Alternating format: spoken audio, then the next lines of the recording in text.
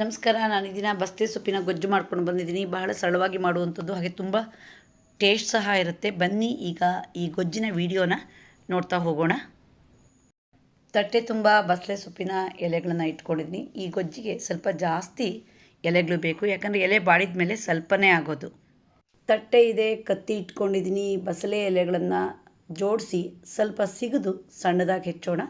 ಯಾವುದೇ ಅಡುಗೆಗಾದರೂ ಅಷ್ಟೇ ಸೊಪ್ಪನ್ನು ಸಣ್ಣದಾಗಿ ಹೆಚ್ಚಿದರೆ ಚೆನ್ನಾಗಿ ಬೇಯುತ್ತೆ.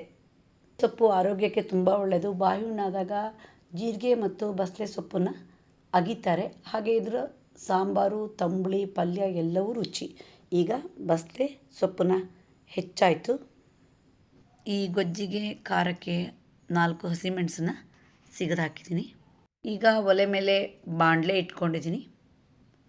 1 ಸ್ಪೂನಷ್ಟು ಎಣ್ಣೆ ಹಾಕೋಣ. ಮೊದಲು ಹಸಿಮೆಣಸನ್ನ ಸ್ವಲ್ಪ ಬಾಡಿಸೋಣ. ಈ ಹಸಿಯಾಗಿ ಮೆಣಸು ಹಾಕೋದಕ್ಕೂ ಬಾಡಿಸೋದಕ್ಕೂ ಸ್ವಲ್ಪ ರುಚಿಲಿ ಸಹಿತ ವ್ಯತ್ಯಾಸ ಇದೆ. ಹಾಗೆ ಸ್ವಲ್ಪ ಉರಿಗಾರ ಇದ್ದರೆ ಅದು ಕಡಿಮೆ ಆಗುತ್ತೆ. ಈಗ ಹಸಿಮೆಣಸು ಬಾಡಿಸಾಯಿತು. ಹೆಚ್ಚಿರುವ ಬಸಳೆ ಎಲೆಗಳನ್ನು ಹಾಕ್ತಾ ಬರೋಣ. ಈ ಬಸಳೆ ಎಲೆಗಳನ್ನು ಅಡುಗೆ ಮಾಡೋಕ್ಕಿಂತ ಮುಂಚೆ ಸ್ವಲ್ಪ ಬಾಡಿಸ್ಬೇಕು. ಇದರಲ್ಲಿ ಲೋಳೆ ಅಂಶ ಜಾಸ್ತಿ ಇರುತ್ತೆ, ಹುರಿದಾಗ ಅದು ಸ್ವಲ್ಪ ಹೋಗುತ್ತೆ. ಈಗ ಸೊಪ್ಪು ಸ್ವಲ್ಪ ಬಾಡಿದೆ. ರುಚಿಗಾಗಷ್ಟು ಉಪ್ಪನ್ನು ಹಾಕೋಣ. ಹಾಗೆ ಹುಣಸೆ ಹಣ್ಣನ್ನು ಬೇಕಾದರೂ ಹಾಕ್ಬೋದು. ನಾನಿಲ್ಲಿ ವಾಟೆ ಹುಳಿ ಪುಡಿ ಹಾಕ್ತೀನಿ. ಇದು ಮಾರ್ಕೆಟಲ್ಲಿ ಎಲ್ಲ ಕಡೆಯೂ ಸಿಗುತ್ತೆ.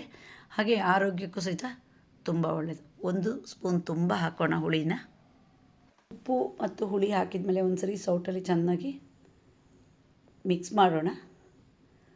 ಹಾಗೆ 1 ಲೋಟದಷ್ಟು ಬಿಸಿ ನೀರನ್ನು ಇಲ್ಲಿ ಹಾಕೋಣ. ಯಾವುದೇ ತರಕಾರಿ ಅಥವಾ ಸೊಪ್ಪನ್ನು ಬೇಯಿಸಬೇಕಾದ್ರೆ ಬಿಸಿ ನೀರು ಹಾಕಿದರೆ ಬೇಗ ಬೆಂದ್ಬಿಡುತ್ತೆ. ಈಗ ಒಂದು ಪ್ಲೇಟ್ ಮುಚ್ಚೋಣ, ಬೇಯಲಿ. ಈಗ ಮುಚ್ಚಿದ ಪ್ಲೇಟನ್ನು ತೆಗೆಯೋಣ. ಹಾಗೆ ಬಸಳೆ ಎಲೆಗಳು ಚೆನ್ನಾಗಿ ಬೆಂದಿದೆ. ಈಗ ಗ್ಯಾಸ್ ಆಫ್ ಮಾಡೋಣ. ಬಾಣಲೆಯಲ್ಲಿ ಸಾಕಷ್ಟು ಹೊತ್ತು ಇಟ್ಟರೆ ಇದು ತಣ್ಣಗಾಗಲ್ಲ. ಅದಕ್ಕೆ ಒಂದು ಪ್ಲೇಟ್ ಇಟ್ಕೊಂಡಿದ್ದೀನಿ. ಅದಕ್ಕೆ ಬೇಯಿಸಿರುವ ಈ ಬಸಳೆ ಎಲೆಗಳನ್ನು ಹಾಕಿ ಸ್ವಲ್ಪ ಹೊತ್ತು ಆರಕ್ಕೆ ಬಿಡೋಣ.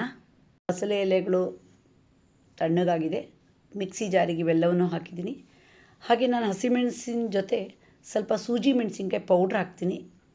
ನೀವು ಬೇಕಾದರೆ ಜಾಸ್ತಿ ಹಸಿಮೆಣಸನ್ನು ಸೇರಿಸಿದರೆ ಸರಿ. ಖಾರ ಬೇಕು ಅಂದರೆ 4 ಬೆಳ್ಳುಳ್ಳಿ ಹೆಸಳನ್ನು ಹಾಕಿದ್ದೀನಿ. ಹಾಗೆ ನಯಸ್ಸಾಗಿ ರುಬ್ಬೋಣ. ಸೊಪ್ಪಿನ ಗೊಜ್ಜು ರುಬ್ಬಿ ಆಯಿತು. ಈಗ ಒಲೆ ಮೇಲೆ ಬಾಣಲೆ ಇಟ್ಟಿದ್ದೀನಿ. 2 ಸ್ಪೂನಷ್ಟು ಕೊಬ್ಬರಿ ಎಣ್ಣೆ ಹಾಕೋಣ. ಎಣ್ಣೆ ಸ್ವಲ್ಪ ಕಾಯಲಿ. ಈಗ 2 ಒಣಮೆಣಸಿನ್ಕಾಯಿ ಚೂರು ಹಾಕೋಣ. ಹಾಗೆ 1 ಸ್ಪೂನು ಸಾಸಿವೆ ಕಾಳು ಹಾಕೋಣ. ಹಾಗೆ 1 ಸ್ಪೂನ್ ಆಗಷ್ಟು ಬೆಳ್ಳುಳ್ಳಿನ ನಾನು ಸಣ್ಣದಾಗಿ ಹೆಚ್ಚಿಟ್ಟಿದ್ದೀನಿ, ಇಲ್ಲಿ ಹಾಕೋಣ. ಅದು ಒಂದು ಸ್ಪೆಷಲ್ಲಾಗಿ ಘಮ ಕೊಡುತ್ತೆ. ಹಾಗೆ 1/4 ಸ್ಪೂನಷ್ಟು ಅರಿಶಿನ ಹಾಕೋಣ. ಈಗ ಸ್ವಲ್ಪ ಒಗ್ಗರಣೆಯಲ್ಲಿ ಇವೆಲ್ಲವನ್ನು ಫ್ರೈ ಮಾಡ್ತಾ ಹೋಗೋಣ. ಬೆಳ್ಳುಳ್ಳಿ ಸ್ವಲ್ಪ ಜಾಸ್ತಿ ಫ್ರೈ ಆದರೆ ಪರಿಮಳ ಜಾಸ್ತಿ ಕೊಡುತ್ತೆ. ರುಬ್ಬಿರುವ ಬಸಳೆ ಸೊಪ್ಪಿನ ಗೊಜ್ಜನ್ನು ಹಾಕೋಣ. ಹಾಗೆ ಒಂದು ಸರಿ ಚೆನ್ನಾಗಿ ಒಗ್ಗರಣೆ ಜೊತೆ ಮಿಕ್ಸ್ ಮಾಡೋಣ. ಈಗ ಗ್ಯಾಸ್ ಆಫ್ ಮಾಡೋಣ. ರುಚಿಯಾದ ಬೆಳ್ಳುಳ್ಳಿ ಗೊಜ್ಜು ರೆಡಿ ಆಯಿತು. ಈ ಗೊಜ್ಜು ಅನ್ನಕ್ಕೆ ಕಲಿಸ್ಕೊಬೋದು. ಹಾಗೆ ಬರಿ ಅಕ್ಕಿ ದೋಸೆ, ರೊಟ್ಟಿಗೆ, ಚಪಾತಿಗೆ ನಂಚ್ಕೊಳ್ಳೋಕ್ಕೆ ತುಂಬ ಟೇಸ್ಟ್ ಬರುತ್ತೆ. ಹಾಗೆ ಕಾಯಿ ಸಹಿತ ಹಾಕೋಲ್ಲ. ಏನಾದರೂ ನಮಗೆ ಅರ್ಜೆಂಟ್ ಕೆಲಸ ಇತ್ತು, ಅಡುಗೆ ಮಾಡೋಕ್ಕಾಗಲಿಲ್ಲ ಅಂದರೆ ಈ ಸಿಂಪಲ್ ಗೊಜ್ಜನ್ನು ಮಾಡ್ಕೊಂಡು ಊಟ ಮಾಡ್ಬೋದು. ನೋಡಿದ್ರಲ್ಲ ವಿಡಿಯೋ. ನೀವು ಸಹ ಒಮ್ಮೆ ಟ್ರೈ ಮಾಡಿದ ರುಚಿಯನ್ನು ಸವಿರಿ. ನಿಮಗೆ ಈ ವಿಡಿಯೋ ಇಷ್ಟ ಆದರೆ ಲೈಕ್ ಮಾಡಿ, ಶೇರ್ ಮಾಡಿ, ಸಬ್ಸ್ಕ್ರೈಬ್ ಮಾಡಿ. ಧನ್ಯವಾದಗಳು.